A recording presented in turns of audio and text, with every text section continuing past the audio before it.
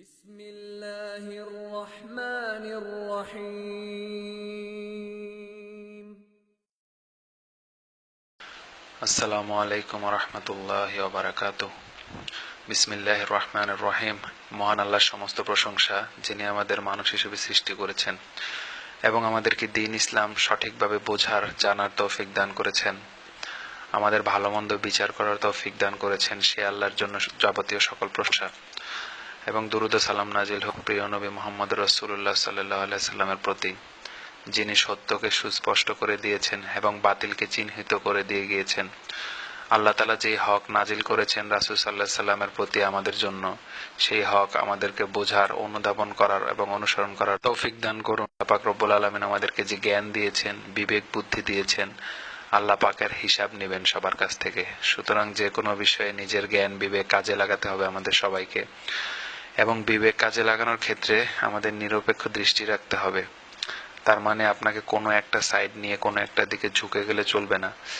আপনি যদি প্রথম কোনো একটা সাইড নিয়ে নেন বা কোনো একদিকে ঝুঁকে যান, তাহলে কোনোদিন সত্যটা আপনার সামনে আসলেও সেটা গ্রহণ করতে পারবেন না। বরং আপনাকে নিরপেক্ষ হয়ে তারপর সত্য খুঁজতে হবে চারদিক থেকে। তারপর আপনি নিরপেক্ষ থাকার ফলে আপনি সত্য পেতে পারেন, যদি আল্লাহ তাআলা চায়। কথা না বাড়িয়ে আজকে মূল প্রসঙ্গে আসি, যে জন্য এই ভিডিওটা তৈরি করা। কোরআন মাজিদে আল্লাহ পাক আমাদেরকে বহু জায়গায় তাবলিগ করার কথা বলেছেন।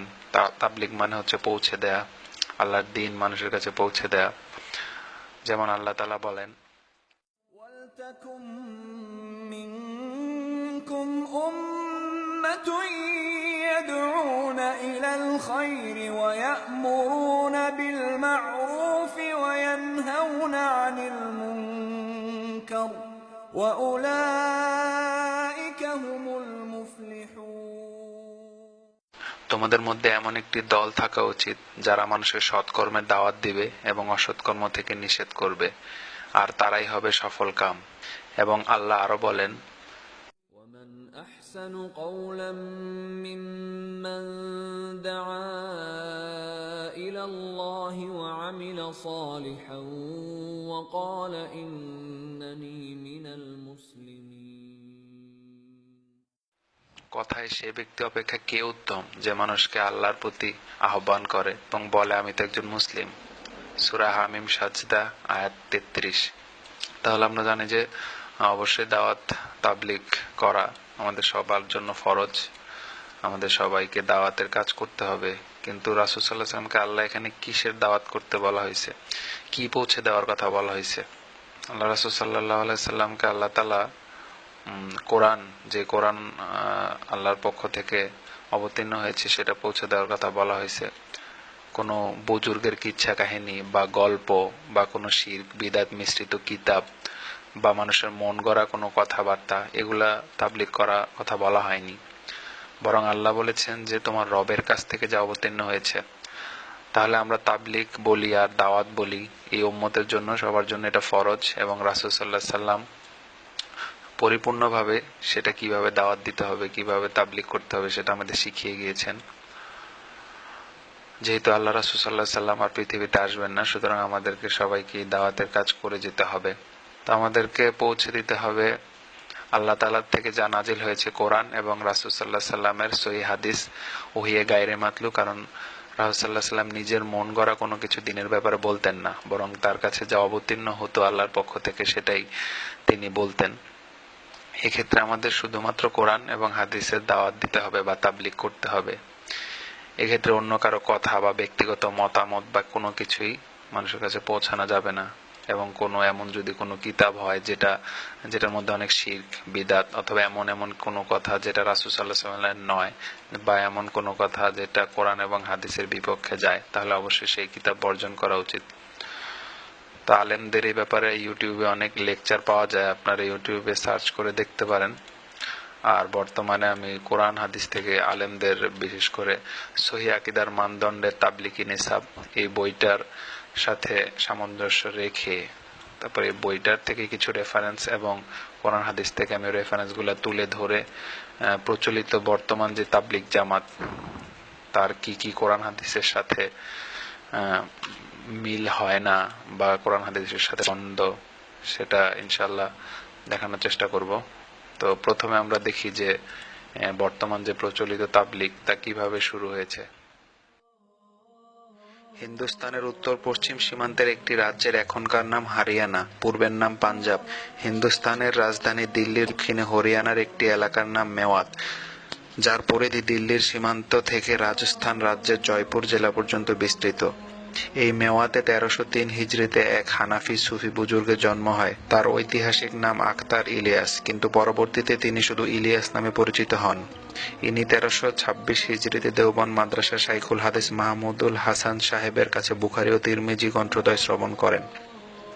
তারপর 2 বছর পরে 1328 হিজরিতে তিনি সাহারানপুরের মাজহারুল উলুমের শিক্ষক হন। 1304 হিজরিতে তিনি দ্বিতীয়বারে হজ যান। এই সময়ে মদিনা থাকাকালীন অবস্থায় তিনি গায়েবী নির্দেশ পান যে আমি তোমার দ্বারা কাজ নেব। অতঃপর 1345 হিজরিতে তিনি দেশে ফিরে এসে মেওয়াতের একটি গ্রামে নাওহে তাবলিগি কাজ শুরু করেন। পরিশেষে 1363 হিজরিতে 21 রজব মোতাবেক 13 জুলাই 1944 খ্রিস্টাব্দে তিনি ইন্তেকাল করেন। তাবলিগি জামাতের মূল গ্রন্থ হলো তাবলিগি নিসাব। তাবলিগ অর্থ প্রচার করা এবং নিসাব অর্থ নির্দিষ্ট পাঠ্যসূচি, অর্থাৎ তাবলিগি নিসাবে যা কিছু আছে তা তাবলিগের অনুসারীদের জন্য নির্দিষ্ট পাঠ্যসূচি এবং পালনীয়। জামাতের প্রতিষ্ঠাতা জনাব ইলিয়াসের নির্দেশে ভারতের এক রাজ্য উত্তর প্রদেশের সাহারানপুর জেলার কান্দেলাহ নিবাসী ও মাজহিরুল উলুম সাহারানপুরের সাবেক শাইখুল হাদিস জাকারিয়া হানাফি 9খানা বই লিখেন উর্দু ভাষায়। বইগুলো সমষ্টিগত পূর্ব নাম তাবলিগি নিসাব এবং বর্তমান ফাজাইল আমল নামে পরিচিত। 9টি বইয়ের আলাদা আলাদা নাম: হেকায়েতে সাহাবা, ফাজাইলে নামাজ, ফাজাইলে তাবলিগ, ফাজাইলে জিকির, ফাজাইলে কোরআন, ফাজাইলে রামাজান, ফাজাইলে দুরুদ, ফাজাইলে হজ। ফাজাইলে সাদাকাত প্রথম এবং দ্বিতীয় খণ্ড। পরবর্তীকালে কোনো কারণ না দর্শিয়ে খলিফা ইস্তিসামুল হাসান সাহেব রচিত মুসলমান কি পুস্তিকা ওয়াহিদ ইলাজ নামক বইটি সন্নিবেশিত করা হয়। গ্রন্থগুলো একত্রিত করে তাবলিগে নিসাব বর্তমানে 2টি গ্রন্থের রূপ দেওয়া হয়েছে। প্রথমটি ফাজাইলে আমল, যা 8 খণ্ডে মিলে একটি, আর দ্বিতীয়টি ফাজাইলে সাদাকাত, যা 2 খণ্ডে মিলে একটি গ্রন্থ। দুটি হচ্ছে আম বা অনির্দিষ্ট। এছাড়াও খাস বা নির্দিষ্ট 2টি গ্রন্থ আছে, যা ইমাম নববীর রচিত রিয়াজুস সলিহিন, যা শুধু আরবদের জন্য খাস বা নির্দিষ্ট গ্রন্থ। অন্যটি জনাব ইলিয়াসের পুত্র মোহাম্মদ ইউসুফ কান্দলবী প্রয়াত হায়াতুস সাহাবা। সর্বমোট তাদের নিসাব গ্রন্থ 5টির মধ্যে 2টি আসল আম ও 2টি খাস গ্রন্থ। ইমাম নববীর রিয়াজুস সলিহিন, যা শুধুমাত্র আরবদের জন্য নির্দিষ্ট। যেহেতু আরবরা জাল জয়ীফ হাদিস গ্রহণ করে না, তাই তাদের জন্য বিশুদ্ধ হাদিস গ্রন্থখানা, যার মধ্যে অধিকাংশ হাসান ও সহিহ হাদিসের সমাহার ঘটেছে, যদিও সামান্য কিছু দুর্বল হাদিস মুহাক্কিকদের নিকট ধরা পড়েছে। মোহাম্মদ জাকারিয়া কান্দলবীর তাবলিগি নিসাব বর্তমান ফাজাইল আমল, যেটি তাবলিগি জামাতের আসল বই, যা ভারত উপমহাদেশ সহ অন্য প্রায় দেশে বিভিন্ন ভাষায় অনুবাদ হয়েছে এবং মসজিদগুলোতে কোরআন সুন্নাহর তালিমের স্থানে গ্রন্থদ্বয় পাঠিত হচ্ছে। ফাজাইলে আমল ও সাদাকাত এই বইয়ের মধ্যে কোরআন হাদিসের কিছু কথা থাকলেও তার অধিকাংশ অপব্যাখ্যায় ভরপুর এবং অনেক কথা আছে যা কোরআন হাদিসের সাথে সাংঘর্ষিক। এছাড়াও গ্রন্থদ্বয়ে বহুর জাল জয়ীফ হাদিস ছাড়াও ভ্রান্ত সুফিবাদের স্বপ্নের কিচ্ছা কাহিনী, উদ্ভট তথ্য সহ অনেক শিরক বিদআত যুক্ত বিভ্রান্তের আকীদা বিষয় রয়েছে, যা আমরা সংক্ষিপ্ত হলেও আপনাদের হাতে গ্রন্থটিতে ধরিয়ে দেওয়ার চেষ্টা করছি। গ্রন্থের লেখক শাইখ মুরাদ বিন আমজাদ।